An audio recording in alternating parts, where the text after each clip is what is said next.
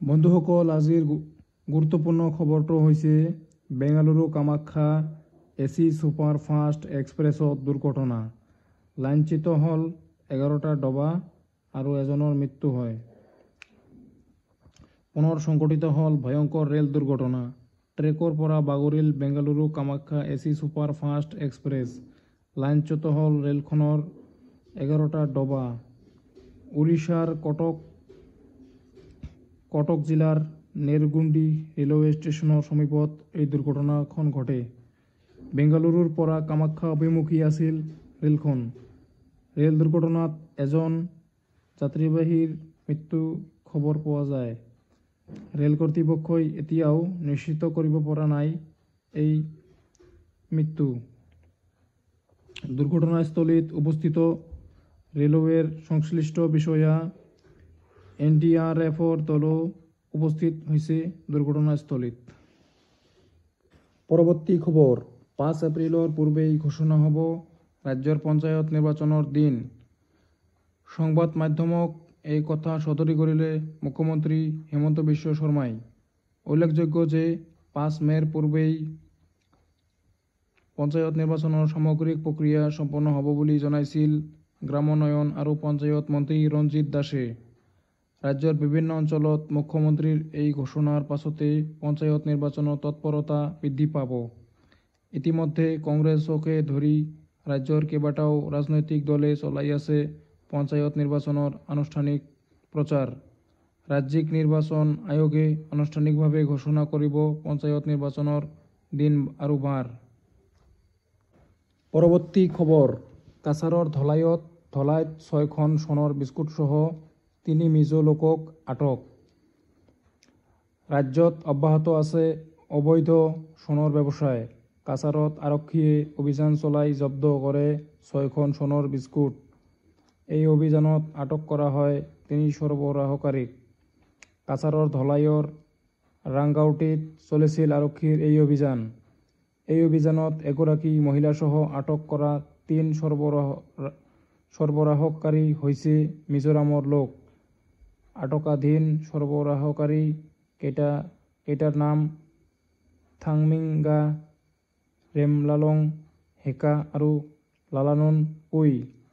ধৃত 3জনৰ ঘৰ মিজোৰামৰ আইজলত। জব্দ কৰা সোণৰ বিস্কুট কেইখনৰ ওজন 949 গ্ৰাম। এই সোণখিনিৰ মূল্য কেইবা লাখ টকা। সোণখিনিৰ পৰা মিজোৰাম লৈ হৈ কাছাৰৰ বিক্ৰীৰ বাবে অনা হৈছিল বুলি সন্দেহ আৰক্ষীৰ। পৰৱৰ্তী খবৰ, জেলেনস্কিৰ ভাবুকি, পুটিনৰ বাহনত বিস্ফোৰণ, কথামপি বাচিল প্ৰাণ। ৰাছিয়া ইউক্ৰেইনৰ যুদ্ধবিৰতিক লৈ আলোচনা কৰি থকাৰ সময়তে এইবাৰ পুটিনৰ বিলাসী বাহনত ভয়ংকৰ বিস্ফোৰণৰ ঘটনা।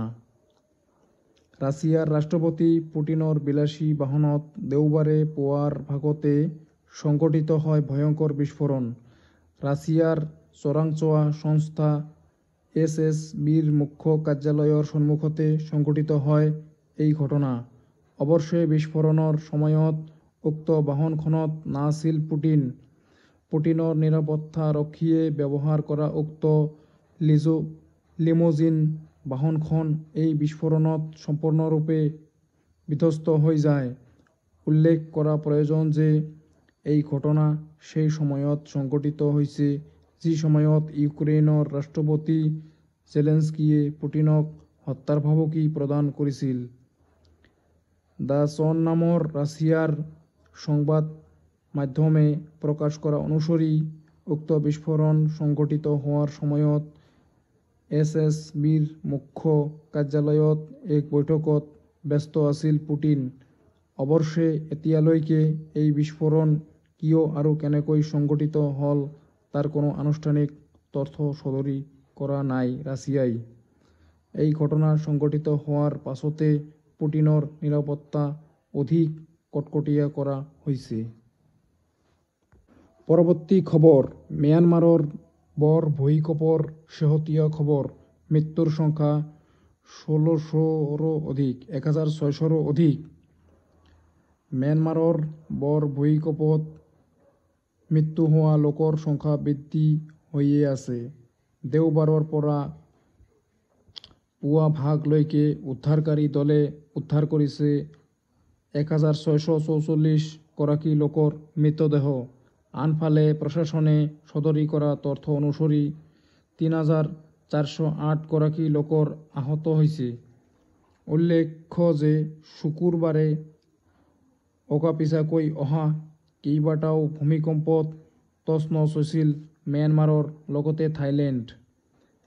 এইখিনিতে এটা কথা উল্লেখ কৰিব লাগিব যে ম্যানমাৰত এতিয়াও অনুভূত হৈ আছে কম প্ৰাবল্যৰ ভূমিকম্প। বিগত 48 ঘণ্টাত 20ৰো অধিক সৰু সৰু ভূমিকম্পই সঘনাই জোকাৰি আছে ম্যানমাৰক। ইতিমধ্যে ম্যানমাৰ আৰু থাইলেণ্ডক সহায় কৰিছে বিশ্বৰ বহুকেইখন দেশে।